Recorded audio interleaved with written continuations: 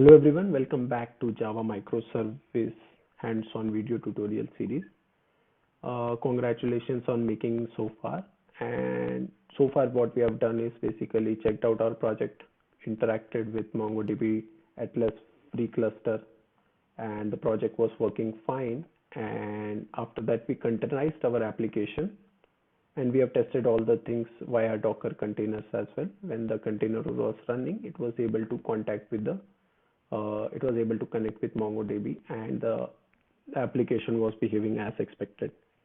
Post that, we also published our image to Docker Hub. Now, this particular Docker Hub image can be used to deploy our applications on the cloud services and expose it to the outside world. Exposing it to the outside world is optional basically, depending upon the kind of application. But our application here, we will be setting up load balancer to expose this to outside world so that it's accessible from browser.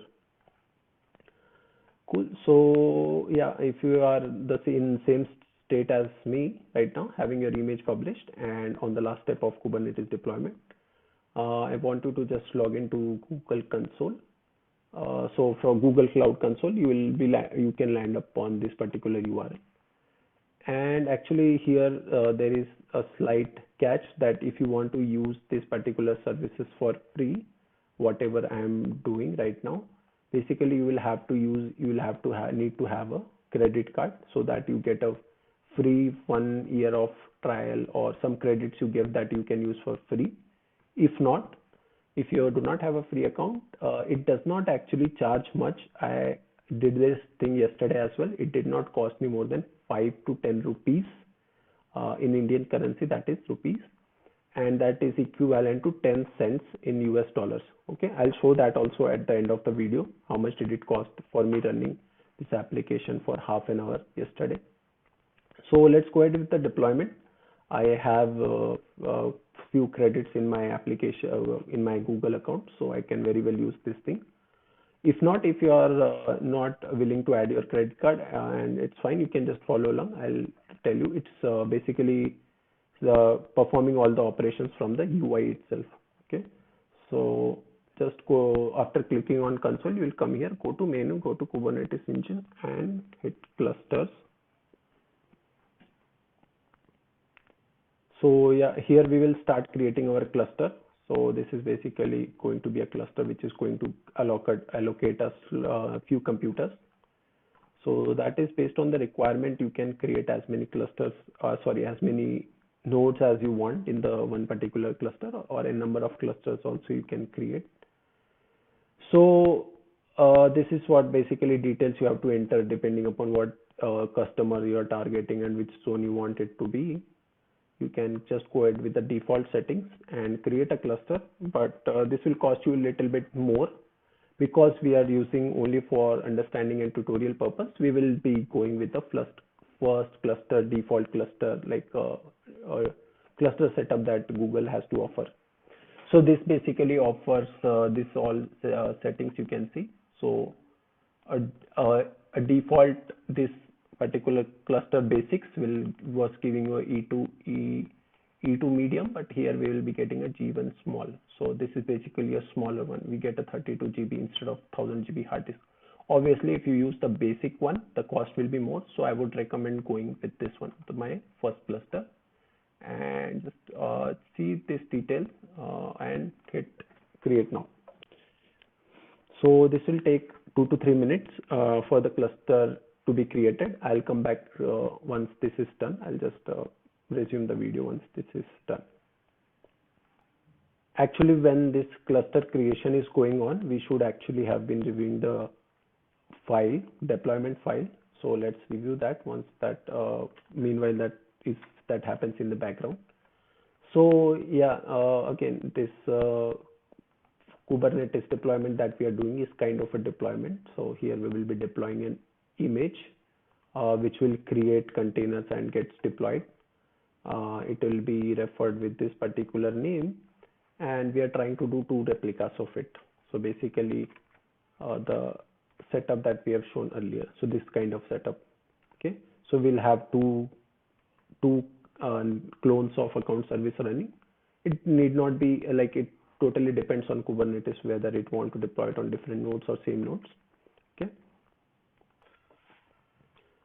Now our cluster is created. If not, you can just try refreshing and you will see it might have already been created. It takes around 3 to 4 minutes.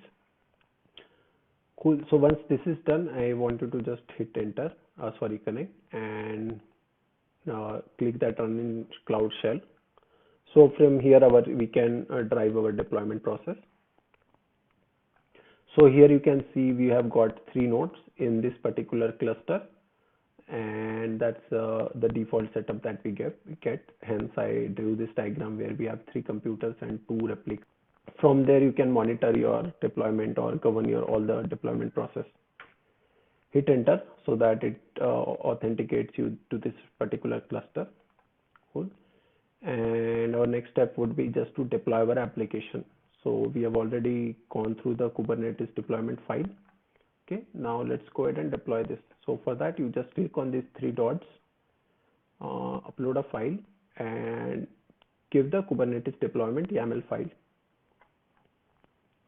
Once this file is uploaded, you can see.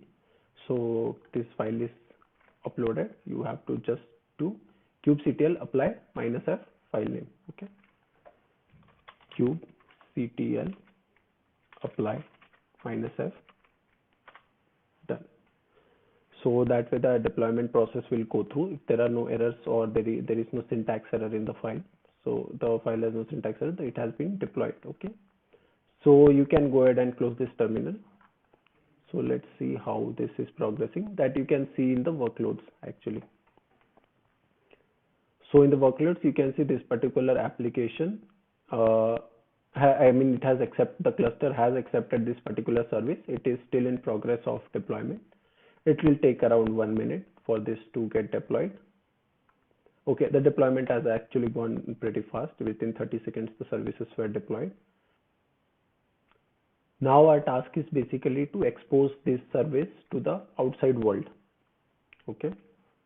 And from here you can see this particular service has been deployed. It has 2 available instances running and referred by this particular 2 names. Now this needs to be exposed to the outside world. So hence is our last step, which is set up load balancer. And you need to go to this particular service, and then you can use the expose option. From here you have basically port mapping you need to define. Target port is the port which is basically used by our application inside the container, that is 8080. And there are different options or services type that you can configure. Cluster IP is basically to expose your application to the other applications in the cluster.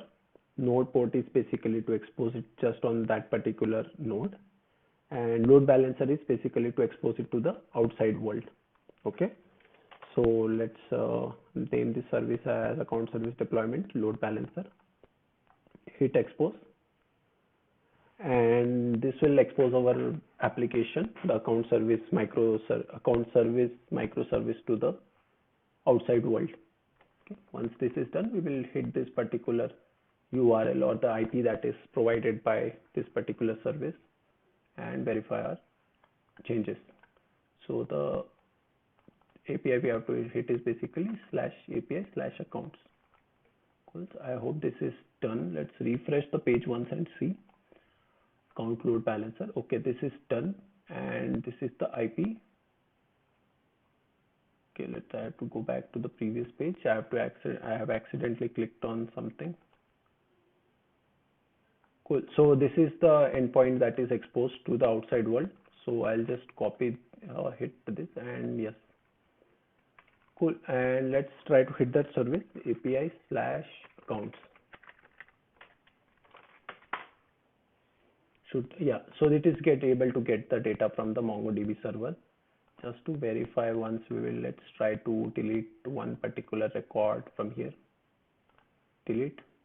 So this particular record is deleted. If I hit this API again, I should get only one. Do not forget to delete this particular cluster, otherwise it will incur you a lot of cost, because these instances will be running and it will attract a lot of cost. So one simple step you should definitely do is basically delete this particular cluster. Okay, and once this deleting cluster is in progress, that's it, that's all you need to do. The cluster will get deleted and all the services inside also gets deleted. Just remember to this very important step, delete this cluster. Okay, so this cluster will be deleted. I'll just share a little bit detail on the cost that I had while running this particular instance yesterday. I ran it for around 1 hour in total. So I'll just tell you the how much did it cost me. So I can do project group by SKU, and here you can see. So yeah, this is the small instance CPU actually. Okay, so this is the STD. This is the cost. Actually, it is showing 0. 1 second, let me refresh it once again. Yeah, yeah, sorry, I don't know why that was 0. It probably some error, but now you can see it has costed me 4 rupees 48 paise in Indian rupees, and yeah, that is less than 10 cents in US dollars.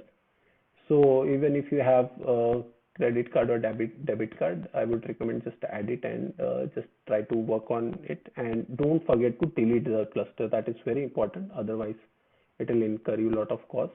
And other cost that you see, daily cost, is basically the cost of my website where I am running this besides college website. So that is my daily cost. It costs around 4 rupees for that as well.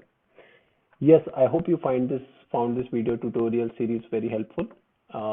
If you enjoyed this, please subscribe to my channel, because if you want, like I told you before, the end goal of this particular project, it's a 2 to 3 months project, and this is the end goal that we want to do.